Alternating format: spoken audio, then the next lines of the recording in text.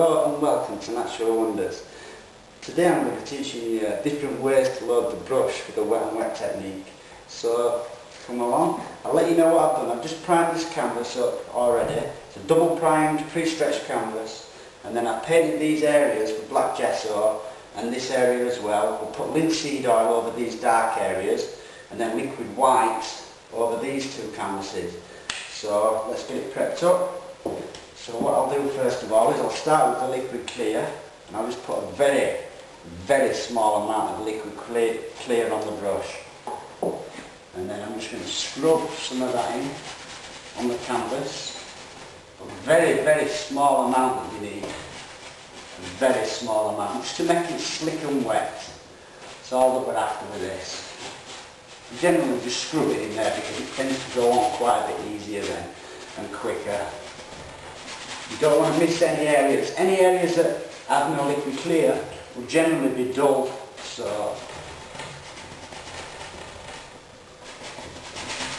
get a little bit more liquid clear on there, a bit in there.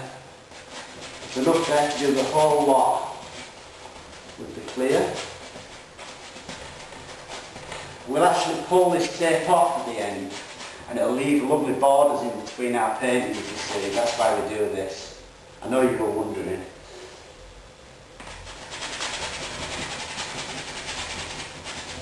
Scrub that in.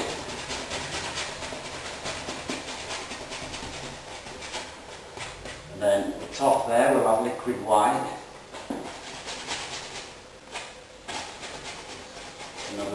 All these gesso ones, basically we just put linseed oil on just to start with, so it stays slick and wet for me all the time I'm painting. You notice how careful I'm being though to go into the corners. Each one of these, if you imagine, is like an individual canvas on its own. That's the way that I'm doing this. Now, I'm just going to use the same brush, because I've hardly got any linseed oil. I'm going to go straight into liquid white. And then in this area here, I'll be putting some liquid white. I'll just use little crisscross strokes, and you can see there again, very small amount of paint that I'm using here. I'm not using big quantities of this liquid white, because if you do, it'll turn all your highlight colours and your colours too light, and we don't want it light.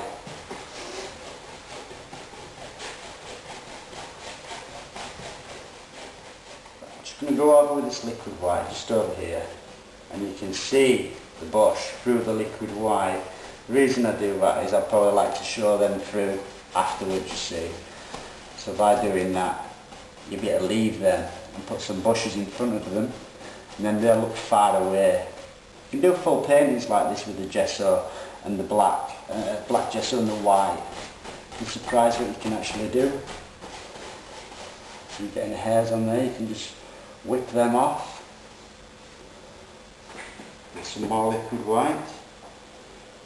Put some in this little canvas.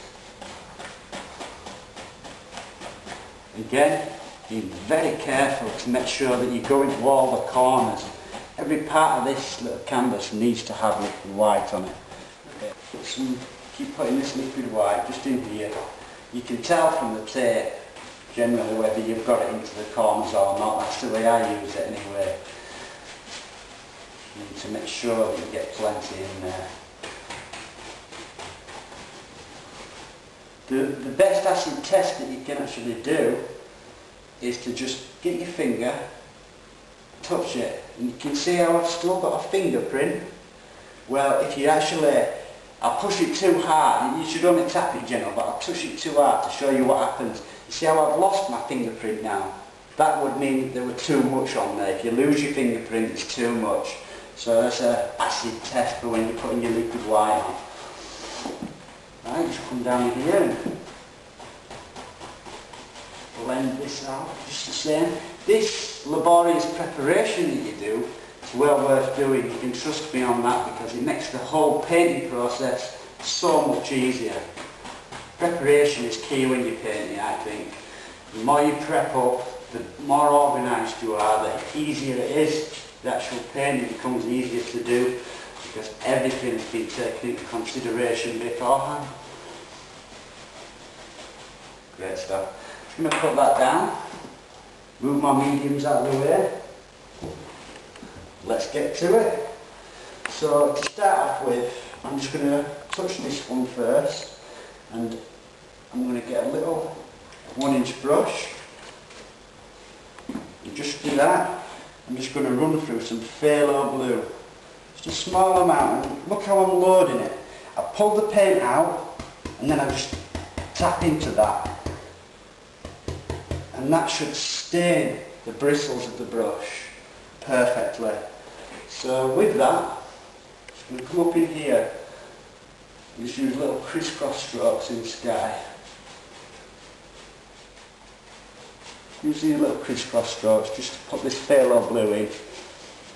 And I want this to be not too dramatic, this sky. I want it to be a really nice, bright, sunny day. So you notice it's mixing with the liquid white all the time that it's going down. And I use less pressure as well as I go down. And that just stops it from overloading the brush, overloading the canvas with paint. And if you do, you will regret it. I'm going to put some dark up in the corners. You notice you don't just want it to be one flat old sky. Leave a few lighter areas and a few darker areas and stuff like that. That's what I like to do. And then I'm just going to use Prussian blue. Now Prussian blue is a darker blue. Just tap into that. Just there. And then just in the top edges. Just in there, I want to make it darker with this blue. There, that's lovely. And then just blend that out. Little crisscross strokes are important because they blend well. I'll go back to a clean 1-inch brush. I'm just going to blend from the bottom up. Start in the lightest area when you do this blending. And then I'm just going to gently blend that up. Generally, we always tend to do the skies the same when we're doing that. You load the brush the same generally for the sky. Filbert brush. I'm just going to pull through the paint. See that? Just pull through that paint, just there, both sides. And then what I do, you can see the paint I've actually pulled out there. I'm going to tap into that. That's how I load the brush for these clouds. And then what I'm going to do, I'm just going to use that up in here and use tiny little circles. Just apply the paint by using these little circles. Pull that white out, tap into it.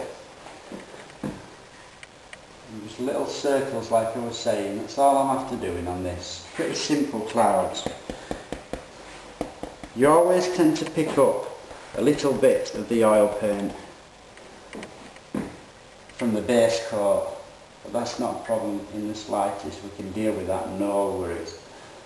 Maybe we're going to make some big clouds just up in there.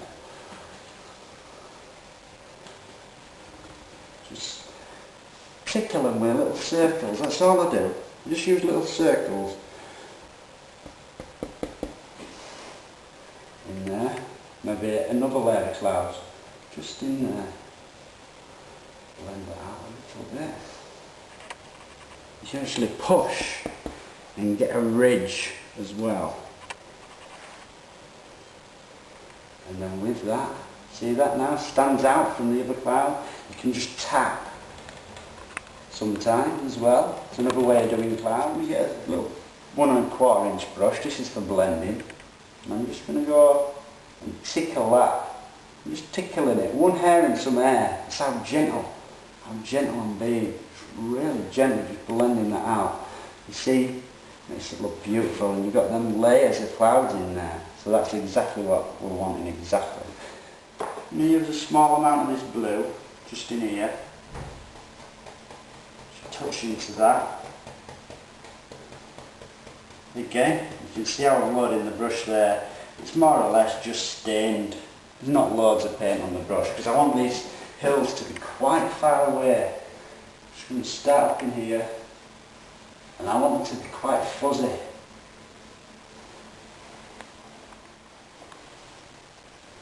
Stick some of this blue in for these hills. Like I say, I want these to be way off in the distance. I want them to be miles away. A bit of something just down in there. But angles are always important. You see these little angles which I've used? That's nice actually, I'm really happy with that, that's come out really well. So I'm just going to go back to my blender brush and just gently just wisp over that. Same colour that I've got, the Prussian blue, put that with a little bit of sap green. So that's sap green, Prussian blue. Maybe a tiny bit more of the Prussian. Even put a tiny bit of white in with that just to lighten the tone so it's not as dark. That's something like what I'm after there. I just tapped into that. It's only a small brush, but I'm just going to use this. I'm going to put some little background trees in, which I didn't want to be too bright. That's why I did this. Put one up in there.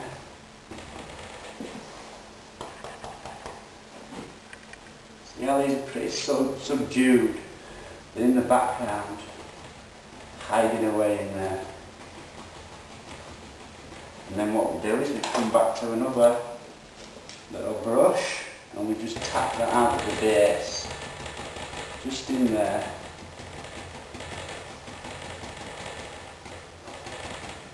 And it'll turn it into mist underneath the bushes.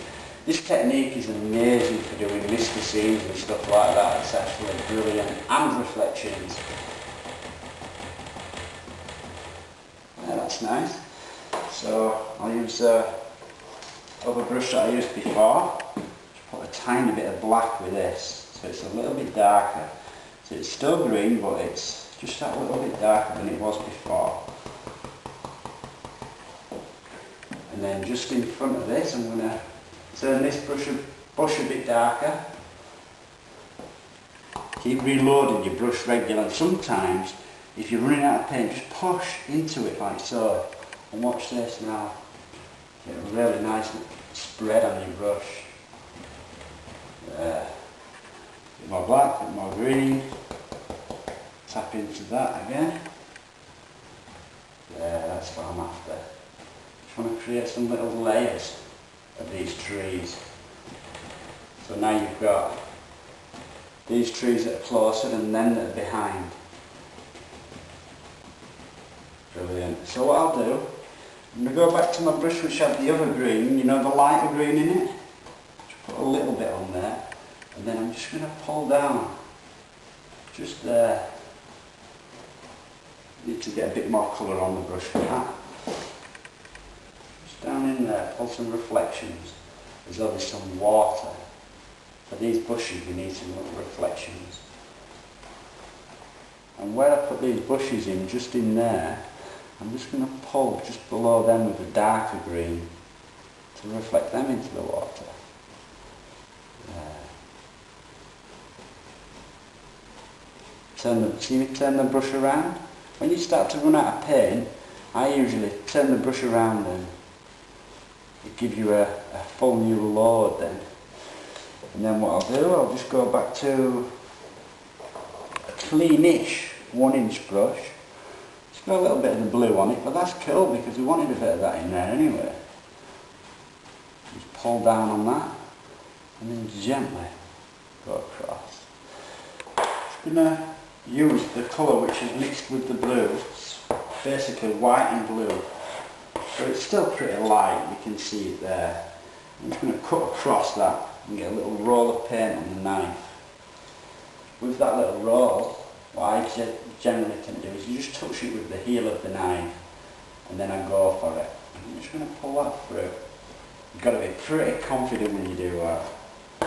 Again, cut across, get a little roll on the knife, and with that, I'm just going to come up in here, put a little waterline. There.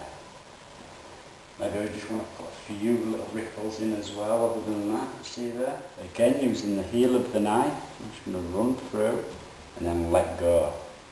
You can actually use the end of the knife then to just pull that through just like so. That's great. Just put the knife down for now. Back to my little 1-inch brush. It's cool though. Same colour as we used before, the dark. It's sap green in there. Now with that I'm going to put a big tree just in here. I want to show some of them trees through that, so don't destroy it all.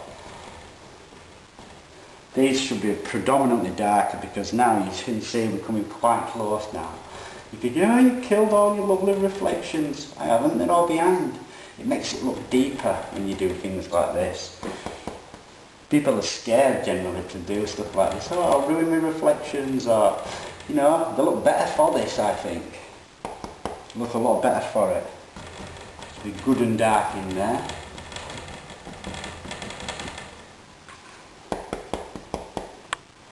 Brush, get a ridge. Maybe just up in here. A few little bushes. It's not dark enough, so I get a bit more black with that. See that straight away, you can see the depth then in the bush. They're always darker towards the base. Anyway, bushes. Not always, it depends if it's misty or not, but if it's not that misty in the foreground, generally it gets a lot darker just at the base of the bushes. Use a palette knife. I'm just using the corner. I'm just going to scratch. See that? A few little sticks and twigs just in there. And then we can highlight over the top of this. Put a few just in. See that? Just little indications, you know. You can paint these in if you choose, but that's fine. Now I'm just going to, sometimes I use a small part of the knife. I'm just going to use a small part and just pull through that. Get a little tiny bit on the small edge. And then just here, I want to actually, again same principle, touch it with the heel. And I just want to put another little waterline just there.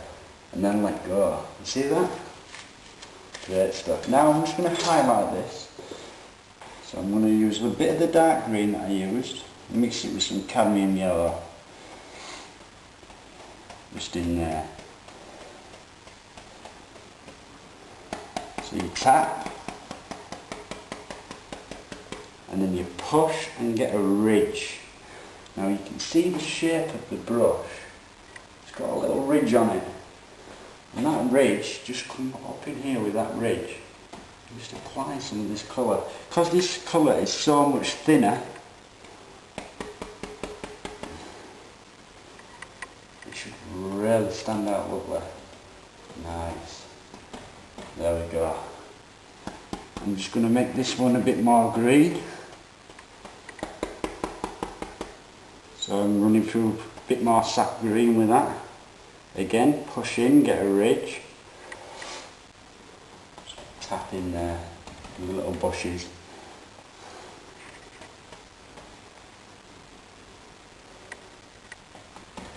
There.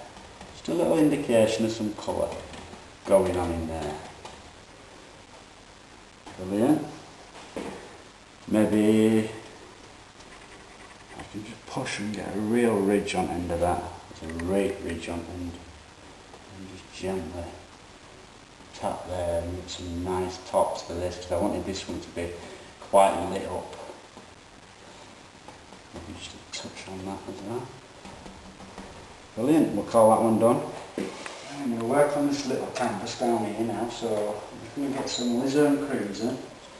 Don't need too much, it's only a small canvas. Tiny bit of Prussian blue. I really don't want a lot of this Prussian blue in this. Just mix that up in there.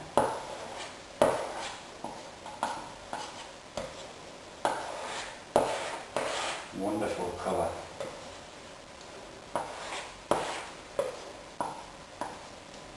You can see there the colour that we've got.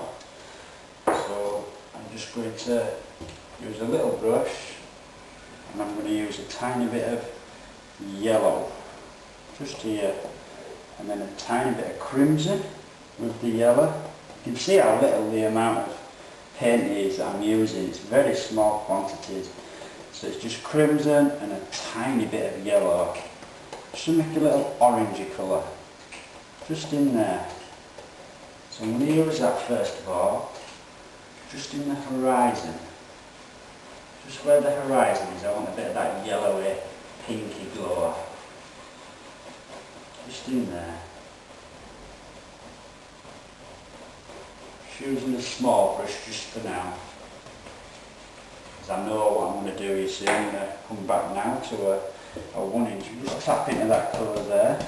And as you can see, the bristles have been stained. And with that, I'm just going to again come up in here and use little crisscross strokes. See how brilliant these colours are? They're absolutely beautiful. It's like a mauve, a really nice mauve colour. I've used more of the crimson and the blue, you see. Just blend that out in there. Make sure you go right into the corners again.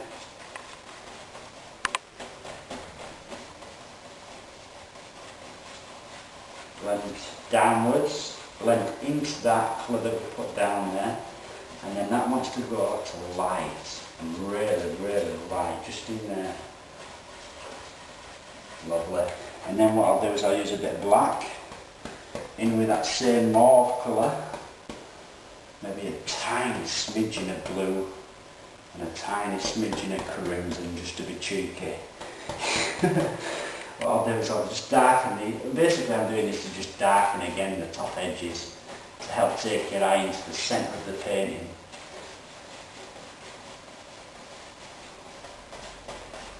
I love this because it's pretty subtle, but yet it's still got lovely colours in it, you know. This is the thing, modern art isn't the only thing that can have colouring, you know, contemporary art like this can as well. Right, I think I'm going to use that same dark colour and I'm just going to pull through there with it. See that? And it's just like a really misty cloud, it's just there. Love it. Back to my blender brush. I'm just going to blend that out. Just in there. Wonderful. That's nice. Now again, I'm going to use that same colour down in the water. So that's down in there. Blend it from dark at the bottom. See how we go from dark to light? And then from here we want to go from dark to light again, but upwards this time. Just tap that in. And then just blend that to the light.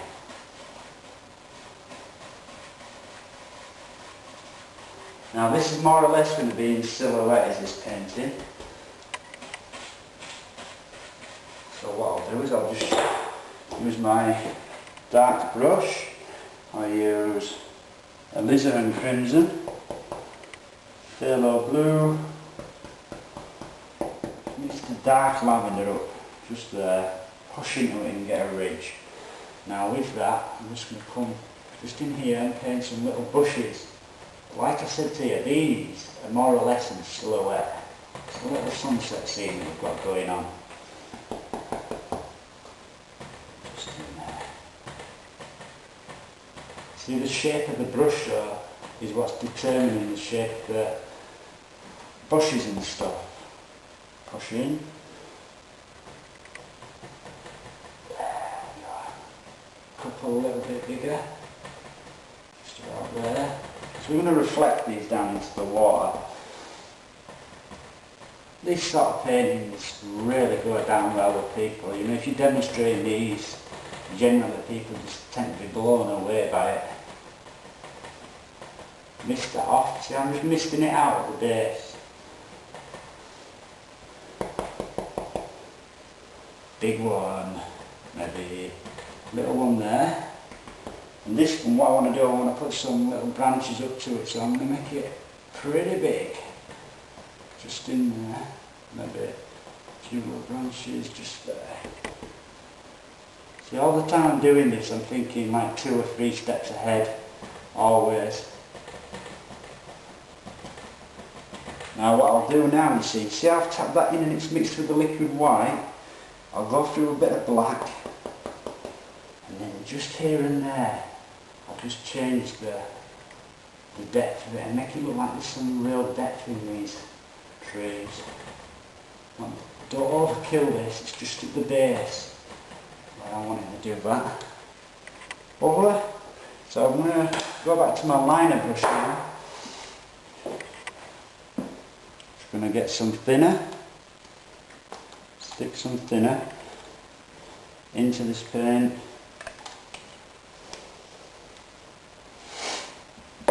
Just in there. See that? I want to make it thin like ink, literally. See it running off the palette there, that's how thin it is. And then just going to get it to a point and just twist the brush. That's how I load the liner brush. And then just up in here, I'm just going to use my arm to steady. I'm just going to put in a few little chunks with this colour. Sometimes you have to go over them twice, but don't worry about it.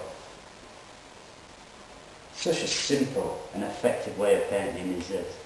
So easy, but yeah, it's so much fun. My dear, just do one there showing through. Lovely. My dear, as well, you can just put a few hidden away just in there. Now and again bring